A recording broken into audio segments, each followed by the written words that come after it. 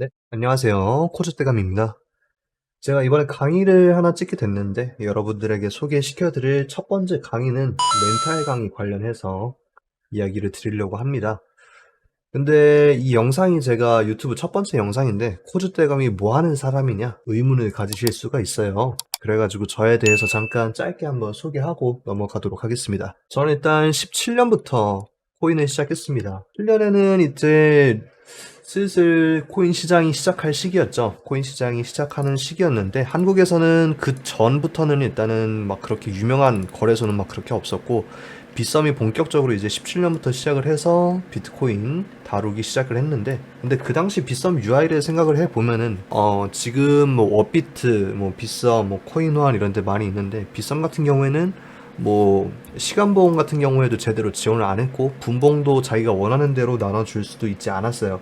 그렇기 때문에 빗썸 UI 생각해 단순히 캔들 차트로만 나와 있었고 그마저도 캔들 차트에서 뭐 이렇게 자유로운 확대 축소 이런 거 제대로 지원도 안 하고 그렇기 때문에 좀 힘든 과정에서 매매를 해야 됐었는데 제가 그 당시부터 시작을 해가지고 현재 23년까지 이어오면서 매매를 했습니다. 근데 23년까지 이어오면서 제가 어떤 과정을 거쳤냐면은 17년부터는 일단 처음에 50만원 가지고 시작을 했어요. 50만원 가지고 한 2개월 동안 3배 정도 불렸습니다. 그 당시는 마진을 안 했고 알트코인으로만 3배 정도 불리다가 비트코인 캐시 만나고 나서 이거 비트코인 캐시 괜찮겠다 싶었는데 한 번에 박살이 났었죠. 그때 아시는 분들은 아시겠지만 비트코인 캐시 처음에 펌핑 받으면서 상승을 쭉 했었는데 이때 고점 구간에서 비트코인 캐시 잠깐 멈췄죠. 차트가 멈춘 뒤로 다시 서버 풀리니까 50%가 내려가 있는 거예요. 그래가지고 이거 이대로는 안 되겠다.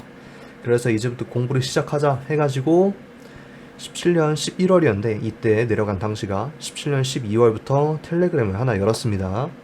텔레그램 하나 열어가지고 김에코 시그널이라는 걸 만들었어요. 김에코 시그널 당시 처음에 시작을 해가지고 한 6개월 정도에 한 1000명이 넘었었는데 한 1300명 정도 최대 한 2700명까지 갔습니다. 2700명까지 갔다가 그 당시 제일 많이 벌다가 유럽 여행을 한 달 가고 나서 또 다시 한번 빠져나갔습니다. 사람들이 빠져나간 다음에 다시 한번 이제 처음 혼자 하기는 힘들겠다 그렇게 생각을 해서 팀을 꾸려서 시작을 했는데요. 팀을 꾸려서 시작을 하면서 어떻게 보면은 도움도 많이 받았는데 그 과정에서 조금 마찰이 많이 일어났어요. 그래가지고 제가 팀을 한 5번 정도 꾸린 것 같습니다. 18년도부터 한 팀, 두 팀, 세 팀, 네 팀, 5팀 정도 이렇게 있었다가 최근에는 1년 정도 거의 뭐 쉬었죠. 열심히 쉬고 있다가 다시 한번 이제 코인 시장에 재진입을 했습니다. 그래서 지금 활동명은 코주대감으로 활동을 하기 시작을 했는데요.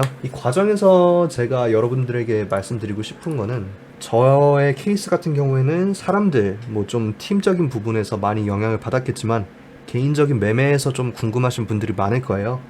그래서 제가 말씀드리고 싶은 거는 이번에 아까 말씀드렸다시피 매매의 원칙, 매매 원칙에 대해서 말씀드리고 싶어서 이렇게 유튜브를 켰습니다. 근데 이 매매 원칙이 어떻게 하면 세워지냐 하시는 분들이 많은데 저 같은 경우에는 매매 원칙이라 하면 뭐 엄청나게 많습니다. 기본적으로 뭐 예를 들어서 뭐 내려가는 종목은 뭐 잡지 않는다, 뭐 올라가는 종목은 타지 않는다, 뭐 아니면 탄다, 뭐 이런 뭐 수많은 종목 그런 매매 원칙들이 있겠지만 저는 그런 막 복잡한 매매 원칙을 이야기 드리고 싶은 게 아니라 간단하게 5개 정도만 이야기 드리고 싶어요. 그래가지고 일단 첫 번째 매매 원칙 생각을 해보겠습니다. 첫 번째 매매 원칙은 첫 번째 결정을 내리면 생각을 멈추자입니다. 제가 제일 크게 보는 매매 원칙 중 하나인데 결정을 내리면 생각을 멈추자. 왜 이런 이야기를 하냐면은 만약에 비트코인이 올라간다고 칩시다. 비트코인이 올라가면은 근데 사람들이 막 생각을 하죠. 이렇게 롱을 진입을 했는데 한 여기 정도 왔습니다. 여기 정도 왔는데 이때 지금부터 눌림 받아서 하락하면 어쩌지? 그러면 이제 본절에 털어야 되냐 아니면 손절을 해야 되냐 그런 고민을 할 수도 있을 거고 막상 또 진입하니까 여기서 예상 경로를 뭐 올라갔다가 내려갔다가 올라갔다가 이런 식으로 그려놨었는데 여기까지 미치지 않고 조금 조정을 받고 여기서 횡보를 하면서 눌리고 있다.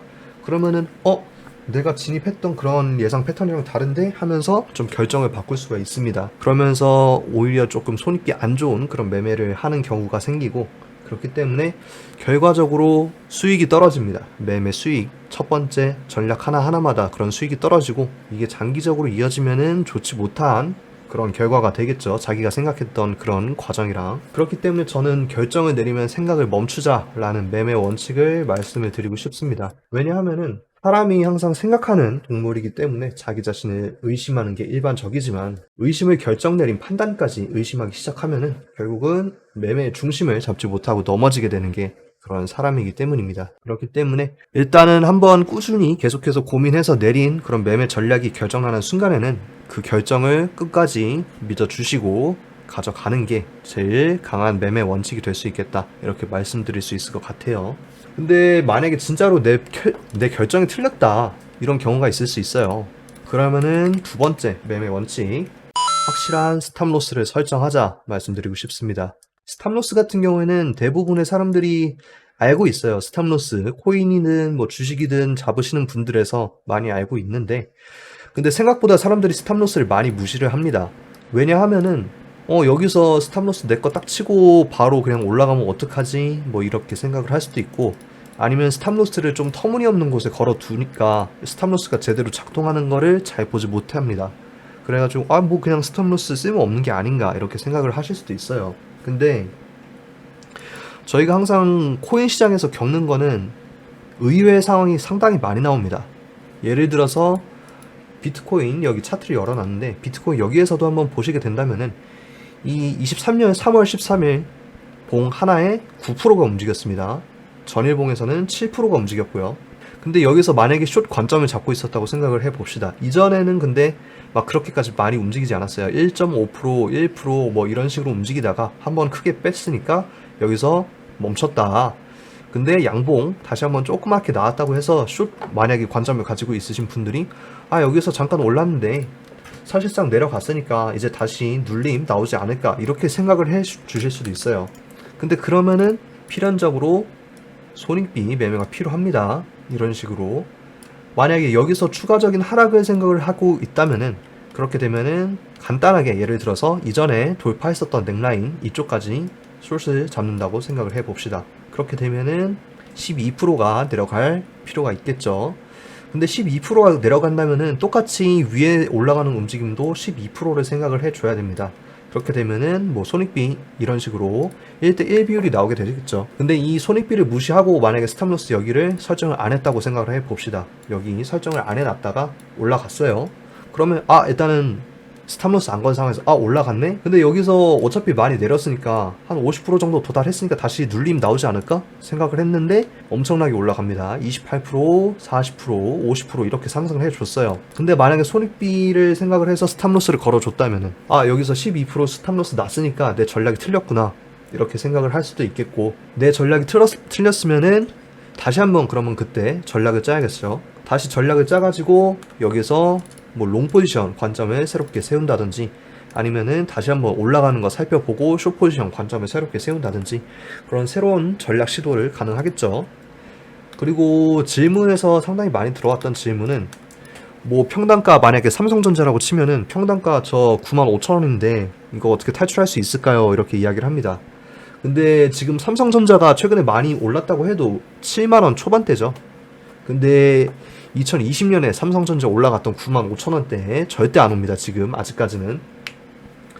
근데 그 과정을 다 버텨서 지금 7만원대에 왔는데 지금 9만원인데 탈출을 어떻게 해야 되죠? 이거는 아예 틀린 매매를 해버렸다는 겁니다. 왜냐하면은 아까 말씀드렸다시피 스탑로스에서 전략 손실이 나가면은 새롭게 전략을 구상하고 그에 맞춰서 또 새로운 전략을 고민해서 포지션을 잡는 게 일반적인데, 스탑로스를 설정 안 하고 버티면은 이거 이렇게 물렸는데 어떡하지? 근데 손절하면은 손실 확정 나니까 그건 또 사람들이 싫어합니다.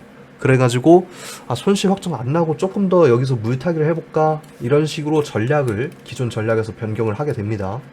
그런데 그러면 오히려 손실 볼 확률이 더 커져요. 왜냐? 아까 숏으로 조금 생각을 해본다면은 여기에서 1대1 비율을 생각을 했었죠. 여기에서 스탑로스 구간까지 왔어요. 근데 여기에서 탈출하기 위해서는 평단가가 여기면은 여기에서 물을 타서 이렇게 내려가야 되는데, 여기서 한 번 더 내려가서 이렇게 내려가야지 다시 한번 익절 구간으로 돌아옵니다. 근데 이렇게 움직인다는 것 자체가 확률을 한 번, 2번, 3번 꺾어야 돼요. 확률이 3번이나 더 꺾어야 되기 때문에 물 타서 나올 확률이 필연적으로 낮아질 수밖에 없다는 그런 이야기를 드리고 싶습니다.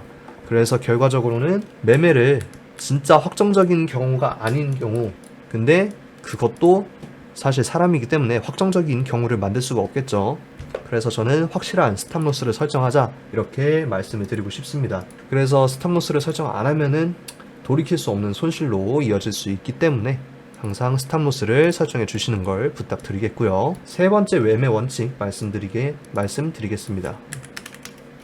세 번째로는 양쪽의 가능성을 항상 열어놓자 말씀드리고 싶어요. 근데 스탑로스랑 조금 이어지는 이야기입니다. 양쪽의 가능성 같은 경우에는 우리가 롱이냐 숏이냐 뭐 이런 이야기를 많이 하는데, 근데 롱이나 숏이냐 이거를 결정하는 과정에서 근본적으로 왜 그거를 결정하냐면은 어느 한쪽으로 움직일 가능성이 있기 때문에 저희는 포지션에 들어가게 됩니다. 근데 어느 한쪽으로만 움직인다, 가령 롱이니까 그냥 롱으로만 움직일 거야 이렇게만 생각을 하고 스탑로스를 안 잡는 경우, 이게 연결이 되는 거죠. 양쪽의 가능성 같은 경우에는 간단하게 말해서 스탑로스에서 반대 방향, 그러니까 자신이 들어가는 포지션의 반대 방향을 항상 열어놓자 이렇게 말씀드릴 수 있을 것 같아요. 만약에 롱을 진입한다 그러면은 시장은 항상 롱으로만 움직여야 됩니다. 근데 숏으로도 움직일 가능성이 있기 때문에 항상 양쪽의 가능성을 열어놓자고 말씀을 드리는 거고요. 예를 들어서 자신의 근거가 롱 쪽이다, 근데 시장이 실제로 숏으로 움직인다, 그러면은 내 전략은 틀린 게 되니까 그거에 맞춘 전략이 또 하나 있어야 됩니다.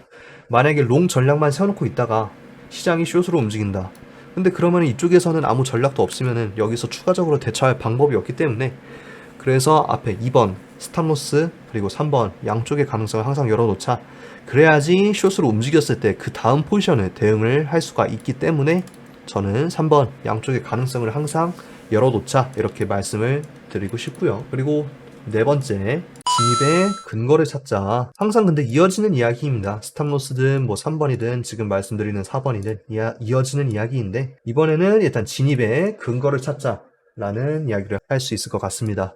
왜냐하면은 어느 정도 일단 매매를 진행을 하셨어요. 근데 매매를 진행을 하면서 딱 이제 갑자기 감이 오는 순간이 있습니다. 아, 지금은 그냥 진짜 무조건 숏이다, 내가 아는 자리 무조건 100%숏 관점을 적용할 수 있는 자리다 이렇게 생각을 해서 숏을 들어가는 경우가 많고, 아니면은 반대로 100% 롱 자리다 그래서 롱을 들어가는 경우가 있는데, 근데 여기에서 여러분들이 생각해 보셔야 될 거는 감이 왔다고 해서 바로 포지션을 들어가면 안 됩니다. 바로 포지션을 들어가는 경우에는 반대로 말해서 감만으로 매매를 하는 거는 진입의 근거가 자신의 감밖에 없다는 이야기겠죠. 그렇기 때문에 다음 만약에 움직임, 만약 예를 들어서 숏을 잡았다, 근데 롱 방향으로 움직였다, 그러면 이때는 근거가 없어서 헤매기 때문에 무조건 진입의 근거를 가지고 진입을 해야 됩니다. 만약에 숏을 기준으로 근거를 세웠는데 롱 방향으로 움직였다, 그러면은 숏에서 만약에 안 움직였을 경우에 근거까지 항상 준비해 있어야지 그 다음 매매를 이어갈 수 있다 이렇게 말씀을 드릴 수 있을 것 같고요. 그리고 추가적으로 여기에서 그 자신이 근거가 틀렸을 때 스위칭을 하는 경우가 있습니다. 숏이었는데 롱으로 움직였어. 그러면 이제 롱 타면 되겠네? 이러면 안 됩니다. 만약에 근거가 세워져 있어도 스위칭을 제가 권장드리지 않는 이유는, 스위칭은 새로운 전략이 또 필요합니다. 왜냐하면은 기존 전략이 틀렸기 때문에 만약에 준비해둔 숏 전략이 있다 그렇게 치더라도 이러한 숏 전략과 또 다른 방향의 움직임을 생각을 해줘야 됩니다. 왜냐하면은 기존에 자기가 세워줬던 그 관점은 롱이었기 때문에, 그러니까 반대로 적용해서 숏 관점에서는 이렇게 적용하면 된다, 이게 안 먹힐 수도 있어요. 그렇기 때문에 스위칭 입장에서는 새로운 전략을 찾아줘야 된다 이렇게 말씀을 드릴 수 있을 것 같고, 그래서 4번 진입의 근거를 찾자, 연관해서 스위칭 할 때는 새로운 전략을 짜서 다시 한번 준비를 하자 이렇게 말씀을 드릴 수 있을 것 같고요. 다음 마지막으로 5번, 시장에서 한 템포 쉬어갈 수 있다 말씀드리겠습니다. 모든 이 일련의 1번, 2번, 3번, 4번, 5번의 과정은 첫 번째 매매를 결정할 때부터 그 다음의 과정을 나열한 그런 결과입니다. 결정을 내리면 생각을 멈추자, 근데 여기에서 스탑로스를 설정하자, 그리고 양쪽의 가능성을 항상 열어놓자, 그리고 이 진입의 구체적인 근거를 가지자, 이렇게 연결되는 거를 생각을 해 주실 수 있겠죠. 근데 이 모든 과정이 실패를 했어요. 실패를 했으면은 어쩔 수 없이 트레이너는 한번 쉬어가 줘야 됩니다. 여기에서 매매를 하면은 흔히 저희가 매매를 할 때 좀 실패를 한다 그러면 머리가 뜨겁다 라고 표현을 하죠. 근데 실제로 머리가 뜨거워지는 게 맞습니다. 머리가 뜨거워지면은 제대로 매매도 안 되고 당장에 지금 시장 진입 안 하면 큰일 날 것 같고 뭐 그런 상태가 돼버립니다. 그렇기 때문에 저희는 마지막 매매 원칙으로 시장에서 한 템포 쉬어갈 수 있다 이렇게 말씀을 드릴 수 있을 것 같아요. 5분 전에 나는 롱을 이야기하는데 지금은 숏 생각이 들고 당장 포지션을 결정하지 않으면 엄청난 기회를 놓칠 것 같다 이런 상황이 터질 때 트레이더는 무조건 손익비가 망가지고 승률이 망가지고 최종적으로는 제일 중요한 자신의 시드가 망가지게 됩니다. 그렇기 때문에 항상 시장에서 한 템포 쉬어갈 수 있다 말씀을 드리는 거고요. 저희는 그래서 트레이더는 매수랑 매도만 있는 게 아니라 관망 또한 훌륭한 선택지라는 점 말씀을 드리고 싶습니다. 항상 포지션을 결정을 해야만 한다라는 거를 필요는 없다. 트레이더는 그럴 필요가 없다. 항상 여기에서 만약에 중기적으로 매매를 하신다는 분이 여기까지 내려온 걸 봤어요. 근데 여기에서 매수 매도의 선택을 하지 않고 관망을 한다고 칩시다. 그러면은 현재 자리에서 저희가 확실하게 뭐 여기에서 올라간다 내려간다 말씀드릴 수 없겠지만 적어도 여기 횡보 무빙 하면서 아 여기 돌파 숏이네 아닌가 여기 돌파 롱인가 아닌가 돌파 숏인가 했을 때 시드를 잇는 것보다는 훨씬 낫다 말씀을 드릴 수 있는 거겠죠. 그렇기 때문에 저희는 관망이라는 선택지 항상 마음속에 꼭 넣어두시길 바라고요. 모든 포지션에서 자유로워진 그런 상태에서는 새롭게 전략을 구상하고 자신이 원하는 타이밍에 시장을 진입할 수 있는 기회가 주어집니다. 이거는 포지션을 가진 사람들에 비해서 엄청난 장점이고 나아가서 마음이 깔끔한 상태로 임하는 매매는 전반적인 수익률의 개선을 도와줄 수 있다는 점 항상 명심해 주시길 바랄게요. 이렇게 저는 5가지의 매매 원칙을 근거로 여러분에게 오늘 유튜브 영상을 찍게 되었습니다. 근데 여기까지 보시면은 딱 그런 생각이 들 수 있어요. 별거 아닌 그런 매매 원칙 아닌가? 별거 아닌 매매 원칙? 물론 이렇게 생각할 수 있습니다. 어떻게 보면 좀 당연한 이야기를 계속해서 했던 건데 근데 사실 맞죠. 매매 원칙이라는 게 이걸 안다고 해서 막 승률이 올라가고 정확한 뭐 포지션 목표가 도달에 도움을 주고 그런 건 아니에요. 근데 시장에 오래 있으신 분들은 이제 어느 정도 알 수 있을 거예요. 사람들이 이제 몰려들었다가 사라지는 그런 시장을 조금 생각을 해보세요. 2017년, 뭐 2019년, 2023년 뭐 코인 시장 전부 다 저희들이 시간을 지내오면서 겪은 결과를 차트에서 한번 봅시다. 차트에서 봐보시면은 2017년이죠. 이때 저는 이때부터 시작을 했어요. 이때부터 시작을 해서 이때 상승하는 거 겪어봤고 하락장 하면서 겪어봤고 이때는 제가 대학교 다닐 때 일화를 하나 들려드리면은 여기서 이렇게 하락 수렴하는데 이제 좀 뭔가 터질 때가 됐다. 근데 집에서 좀 매매하다가 피곤하니까 스탑로스 걸어놓고 잠깐 눈 좀 붙이자. 눈 좀 붙였는데 그때 이제 6,000불이 깨지면서 크게 내려가기 시작을 했습니다. 크게 내려가기 시작을 하면서 여기에서 뭐 짧은 단타로 이렇게 먹고 조금 스케이핑 쳐서 어느 정도 복구를 시켰고요. 이때는 진짜 시장이 다 죽어버렸다. 근데 조금씩 올라오는 거 보니까 다시 한번 이제 저항을 받을지 아니면 떨어질지 결정할 시간이 왔다. 그래서 이때 올라갔죠. 19년 4월 아직 기억합니다.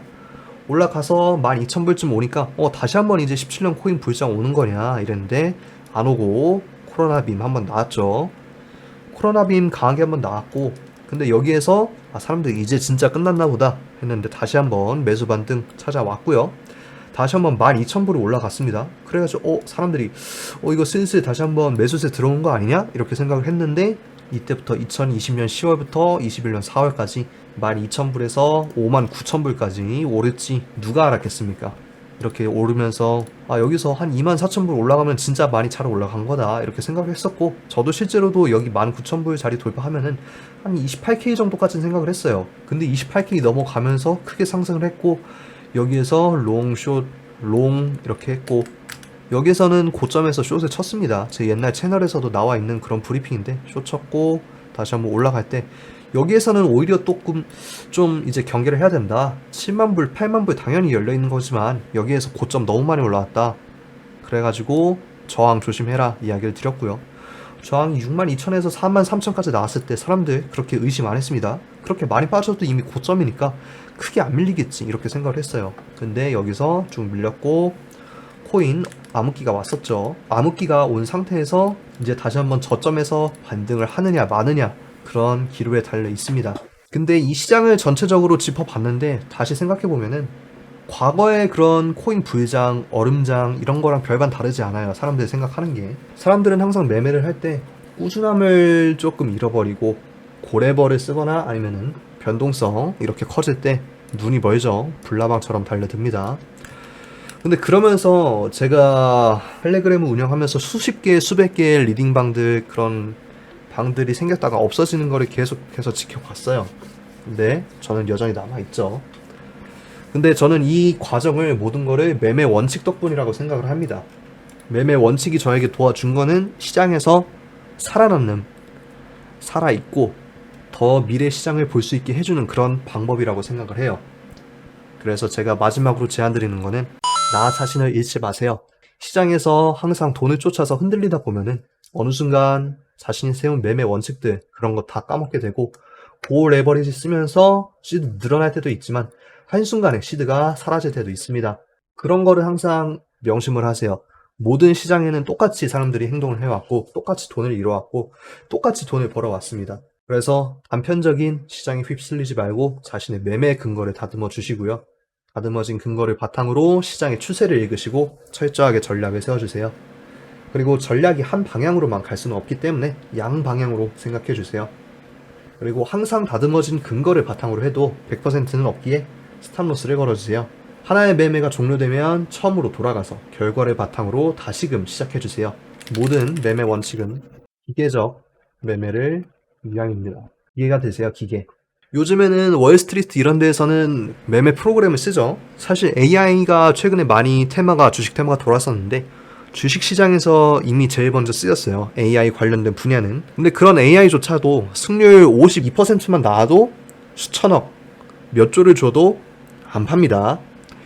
52%라는 보장된 승률이 생길 경우에 무조건 장기적으로 보면은 무조건 먹는다 라는 승률이기 때문에 기계적 매매가 중요한 겁니다. 근데 사람이 기계가 될 수는 없죠. 근데 그렇기 때문에 사람들에겐 최소한의 매매 원칙을 마음속에 항상 새겨달라 이렇게 말씀을 드리고 싶은 거고요. 시장 기관 투자자 입장에서는 퀀트 프로그램 같은 걸 써가지고 기계적인 매매를 하고 있지만 개인 투자자 입장에서는 퀀트 프로그램까지 써가면서 매매하기라는 좀 쉽지 않죠. 그래서 개인 투자자 입장에서는 여러분들이 취할 포지션은 기계적인 매매 원칙뿐이다. 이렇게 말씀을 드릴 수 있을 것 같습니다. 처음 강의라서 제가 말하는 게 조금 부드럽지 못하거나 그럴 수는 있어요. 하지만 제가 전달하고 싶은 5가지 플러스 마지막 2가지 모든 매매 원칙은 기계적 매매를 위함이다. 오타가 났네요. 매매를 위함이다. 이 7가지를 말씀드리고 싶어서 이번 첫 번째 강의 영상을 찍게 되었고요. 여러분들이 항상 이 5가지 매매 원칙을 마음속에 새기시고 여러분들에게 도움이 되었으면 하는 마음에서 이번 강의 제작을 해봤습니다. 저는 다음 강의에서는 제가 주로 사용하고 있는 간펜이라는 툴에 대해서 설명을 시작할 거고요. 관심 있으신 분들은 팔로우 해주시고 좋아요, 구독, 그리고 더보기란까지 참고해 주시길 바라면서 이번 영강 첫 번째 매매 관련 강의 영상 마치도록 하겠습니다. 저는 다음 영상 때 뵙도록 하겠습니다. 시청해 주셔서 감사합니다.